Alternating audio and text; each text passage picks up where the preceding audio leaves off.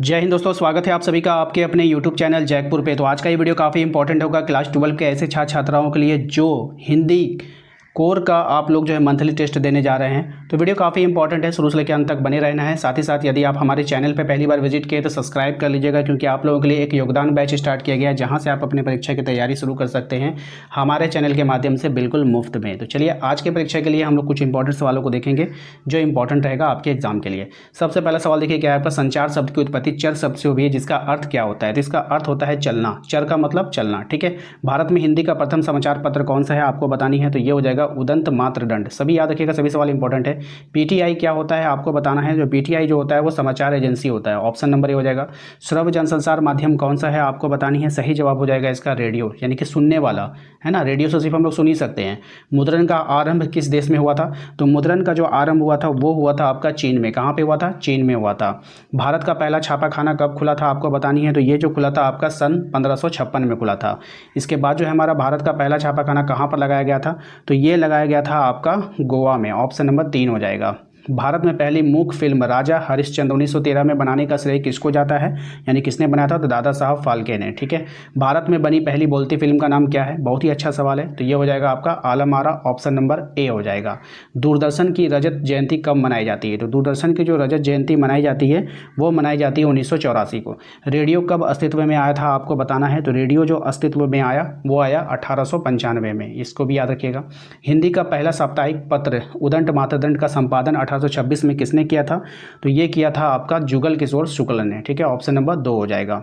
इसके बाद हमारा संचार प्रक्रिया में आई बाधाओं को क्या कहते हैं, तो इसको जो हम लोग कहते हैं वो कहते हैं आपका शोर। ठीक है, संचार प्रक्रिया की शुरुआत किससे होती है, तो संचार प्रक्रिया की शुरुआत होती है स्रोत या संचालक से। ठीक है, रेडियो जनसंचार का कौन सा माध्यम है आपको बताना है, तो रेडियो जो है वो श्रव्य माध्यम, उससे हम सिर्फ सुन सकते हैं।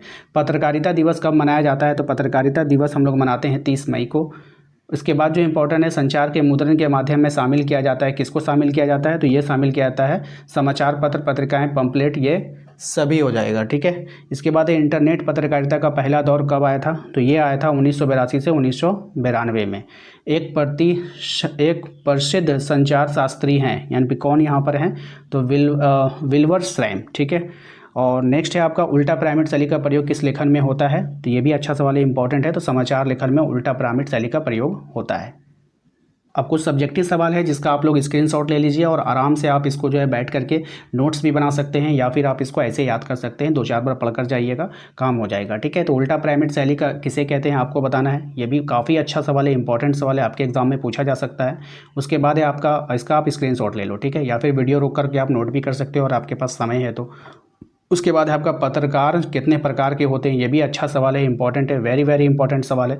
इसका भी आप स्क्रीनशॉट ले लो और या नहीं तो आप इसको नोट कर सकते हो। संचार के प्रमुख कार्य कौन से हैं आपको बताना है, ये भी बहुत अच्छा सवाल है, तो इसको भी आप लोग नोट डाउन कर लीजिए। ठीक है, तो ये हो गया। इसके बाद आपको थोड़ा सा और भी होगा ऊपर में, यहाँ से यहाँ तक, ये सब आपका उसी का आंसर है। ठीक है, इसको भी आपको स्क्रीनशॉट में लेना होगा, इस सब सारा आपको यहाँ पे लिखना होगा। ठीक है, देख लीजिए यहाँ तक आपको विचार विमर्श तक, तो सारा का सारा आप लोग इसको नोट कर लीजिए। इसके बाद हमारा इंपॉर्टेंट सवाल बनता है कि निजी चैनलों पर सरकारी नियंत्रण होना चाहिए अथवा नहीं, पक्ष और विपक्ष में आपको तर्क देना है।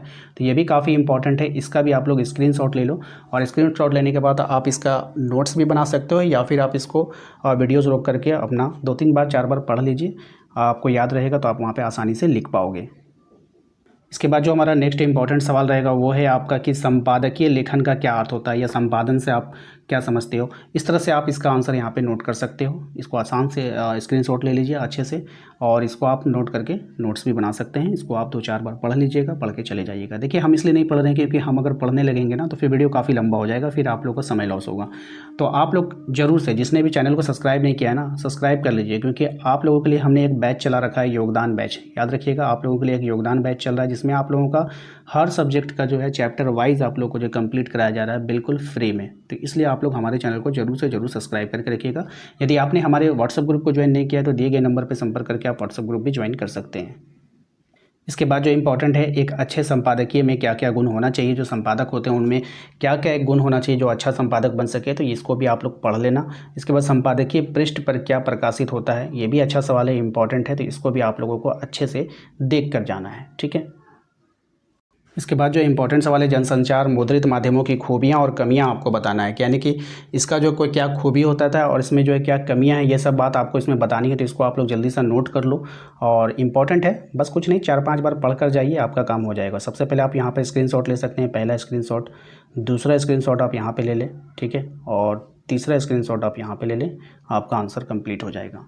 तो 3 स्क्रीनशॉट में आप इसको कंप्लीट कर सकते हैं। तो दोस्तों आशा करते हैं कि आप लोगों को आज का ये वीडियो पसंद आया होगा। वीडियो अच्छा लगा तो प्लीज़ वीडियो को लाइक करके चैनल को सब्सक्राइब कर लीजिएगा, घंटी वाले आइकन को जरूर प्रेस कीजिए ताकि आने वाली हर एक वीडियो का नोटिफिकेशन आपके मोबाइल पर जाता रहे। और आप अपनी परीक्षा की तैयारी बेहतर ढंग से करना चाहते हैं तो हमारे योगदान बैच से जरूर जुड़े। योगदान बैच से जुड़ने के लिए आपको कुछ नहीं करना है, हमारे चैनल को सब्सक्राइब करना है, घंटी वाले आइकन को प्रेस करके रखना है, साथ ही साथ प्लेलिस्ट पे जाना है। प्लेलिस्ट पे आपको मिल जाएगा योगदान बैच के सारे वीडियोस एंड आप हमारे व्हाट्सएप ग्रुप को जरूर ज्वाइन कर लीजिएगा दिए गए नंबर पे संपर्क करके। Thank you.